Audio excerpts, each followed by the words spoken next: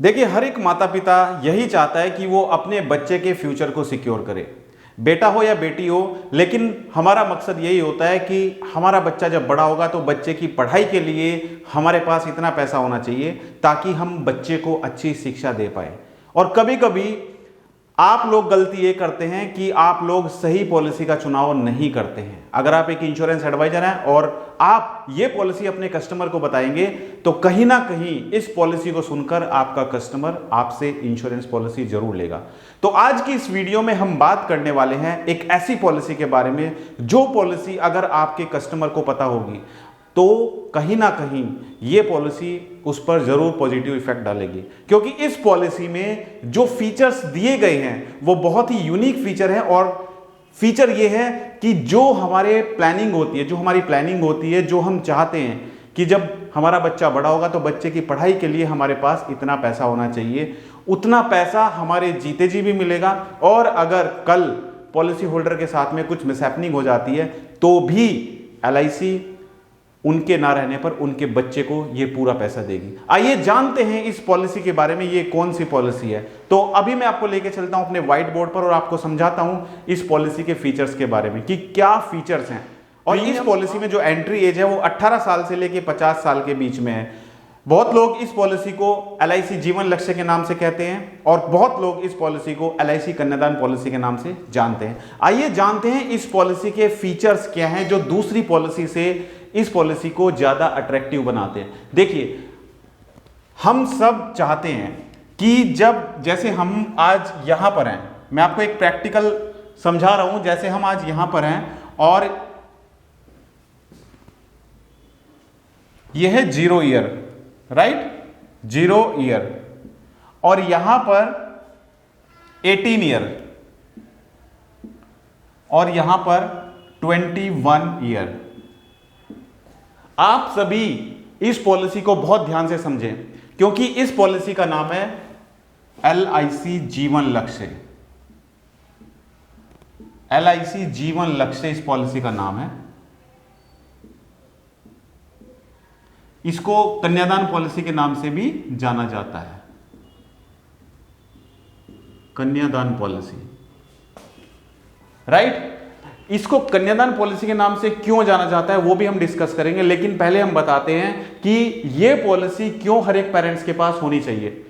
देखिए, हम सब अपने फ्यूचर की प्लानिंग करते हैं, हमारे घर में बच्चे हैं तो हम सब चाहते हैं कि हमारे बच्चे की पढ़ाई के लिए हमारे पास इतना पैसा होना चाहिए।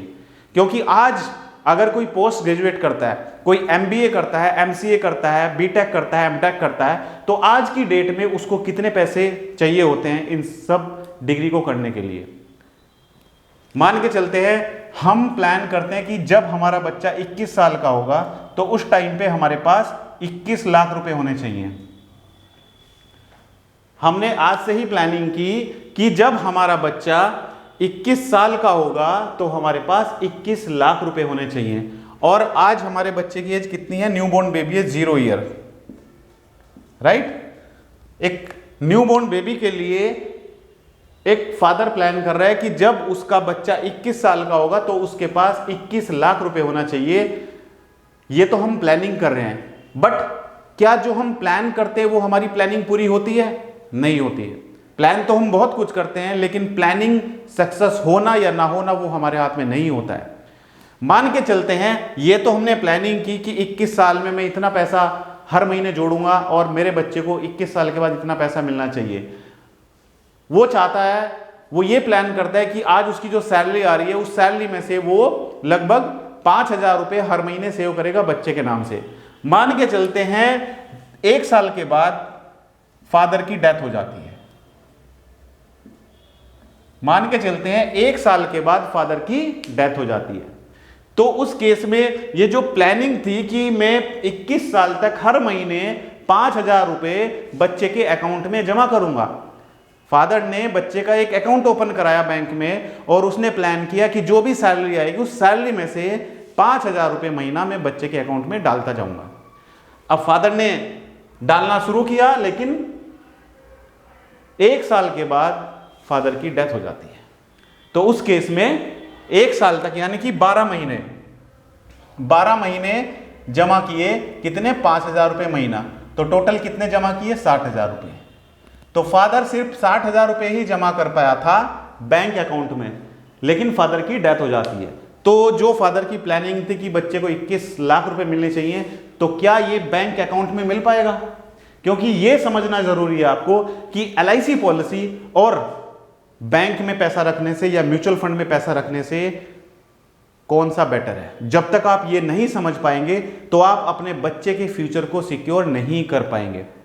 तो मैं रिकमेंड करता हूं हर एक माता पिता को कि आप अपने बच्चे के फ्यूचर को पहले सिक्योर कीजिए।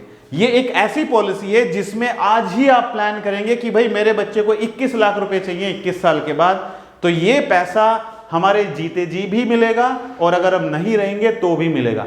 अगर हम प्लान करते हैं कि हमारे बच्चे को 50 लाख रुपए मिलना चाहिए 21 साल के बाद, तो ये 50 लाख हमारे जीते जी भी मिलेगा और अगर हम नहीं रहे तो भी ये 50 लाख रुपए LIC देगी, राइट। लेकिन इसके लिए आपको उतना ही प्रीमियम पे करना पड़ेगा।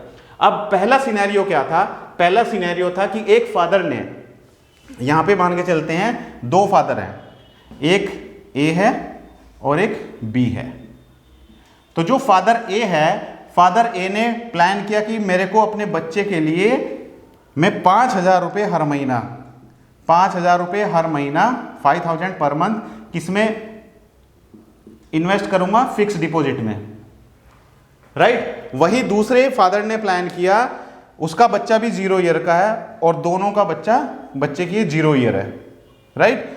दूसरे फादर ने प्लान किया, नहीं मुझे फिक्स डिपॉजिट में पैसा इन्वेस्ट नहीं करना है, मुझे म्यूचुअल फंड में पैसा इन्वेस्ट नहीं करना है, मुझे LIC पॉलिसी लेनी है, मुझे LIC की जीवन लक्ष्य पॉलिसी में इन्वेस्ट करना है, मुझे कन्यादान पॉलिसी में इन्वेस्ट करना है। तो फादर ने प्लान किया कि मेरे को बच्चे के लिए 5,000 रुपये महीना की पॉलिसी लेनी है, राइट। अब मान के चलते हैं सिनेरियो नंबर 1। सिनेरियो नंबर 1 में फादर की डेथ हो जाती है 1 साल के बाद। तो जिस फादर ने अपने बच्चे के लिए फिक्स डिपॉजिट की है, तो उस फादर के अकाउंट में 1 साल में 60,000 रुपए जमा हुए हैं, राइट। और दूसरा फादर जो था, जिन्होंने अपने बच्चे के फ्यूचर को प्रायोरिटी दी, बच्चे के फ्यूचर के बारे में सोचा, उन्होंने 5,000 रुपए महीना की LIC जीवन लक्ष्य कन्यादान पॉलिसी ली। इन फादर की भी 1 साल के बाद डेथ हो जाती है। ये एग्जाम्पल मैं दे रहा हूं सिर्फ आपको समझाने के लिए, राइट। तो यहां पर फादर नंबर 1 को मिले 60,000 रुपए उनकी फैमिली को, लेकिन फादर नंबर 2 हैं जो 5,000 रुपए महीना जमा कर रहे थे। सिनेरियो नंबर 2 ये है, जिन्होंने प्लान किया कि मेरे बच्चे को 21 साल के बाद 21 लाख रुपए मिलना चाहिए, इसके लिए ये इनको 18 साल तक प्रीमियम पे करना है, राइट। और 21 साल पर पॉलिसी मैच्योरिटी होगी। अब इनकी डेथ हो जाती है 1 साल के बाद। इस पॉलिसी का सम एश्योर्ड कितना है? 10 लाख, राइट। जिन्होंने LIC की पॉलिसी ली थी, इसका सम एश्योर्ड है 10 लाख, राइट। तो उस केस में क्या होगा? इन्होंने टर्म राइटर भी लिया हुआ है, पॉलिसी में टर्म राइटर भी लिया हुआ है, जिसके लिए ये लगभग 4,700 रुपए महीना पे कर रहे हैं, पर मंथ पे कर रहे हैं, राइट।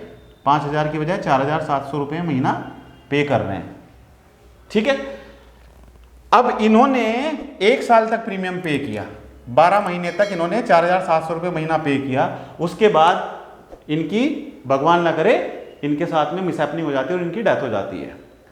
तो उस केस में LIC क्या देगी? LIC इनकी फैमिली को 10 लाख रुपए तो तुरंत पे कर देगी, 10 लाख रुपए तुरंत पे कर देगी। उसके बाद आगे के जितने भी प्रीमियम बचे हुए हैं वो सारे प्रीमियम माफ हो जाएंगे, प्रीमियम वेवर बेनिफिट, राइट। क्योंकि प्रीमियम इन्होंने कितने दिन पे किया है? सिर्फ 1 साल प्रीमियम पे किया है। तो 1 साल प्रीमियम पे किया और आगे कितने साल बचे हुए हैं? 17 साल, क्योंकि 18 साल तक प्रीमियम पे करना है। तो आगे जितने साल बचे हुए हैं उतने साल का प्रीमियम LIC माफ कर देगी, कोई पैसा नहीं देना है, राइट। और LIC ने एक चीज इसमें और दी है कि भाई अगर फादर नहीं है तो नॉमिनी को हर साल सम एश्योर्ड का 10% मिलता रहेगा। तो सम एश्योर्ड कितना है? 10 लाख।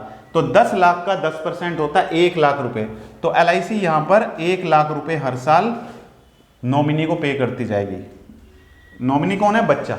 तो बच्चे को पे करती जाएगी 1 लाख रुपए हर साल अगले 17 साल तक। तो 17 लाख रुपए यहां पर ये मिले, राइट।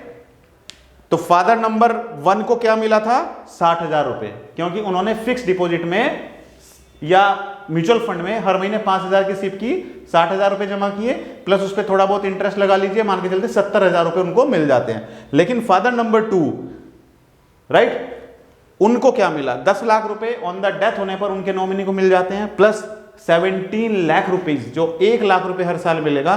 तो टोटल मिला के 17 लाख रुपए उनके नॉमिनी को मिलते हैं। प्लस उसके बाद जब पॉलिसी मैच्योर होगी तो मैच्योरिटी पे 21 लाख रुपए भी मिलेगा, प्लस 21 लाख ये पैसा मिलेगा। तो टोटल कितना मिला? 10 लाख प्लस 17 लाख प्लस 21 लाख। तो इनका टोटल कर लेते हैं एक बार, कितना हो गया? 48 लाख। अब देखिए इंश्योरेंस क्यों जरूरी है, यही मैं आपको समझाना चाहता हूं कि सबसे पहले जरूरी है अपने फैमिली को सिक्योर करना। अगर आपका एडवाइजर आपको सही तरीके से गाइड करता है, आपका इंश्योरेंस एडवाइजर आपको अच्छे तरीके से पॉलिसी समझाता है, उसके बेनिफिट बताता है, तो आपको समझ आएगा कि कौन सा इंश्योरेंस पॉलिसी आपके लिए बेहतर होगा। कभी कभी लोग क्या करते हैं, इंश्योरेंस एडवाइजर को जानकारी नहीं होती है और इंश्योरेंस एडवाइजर आधी अधूरी जानकारी अपने कस्टमर को बताता है और कस्टमर पॉलिसी को नेग्लेक्ट कर देता है, वो पॉलिसी को मना कर देता है कि मुझे पॉलिसी नहीं चाहिए, क्योंकि उसको फीचर ही नहीं पता है।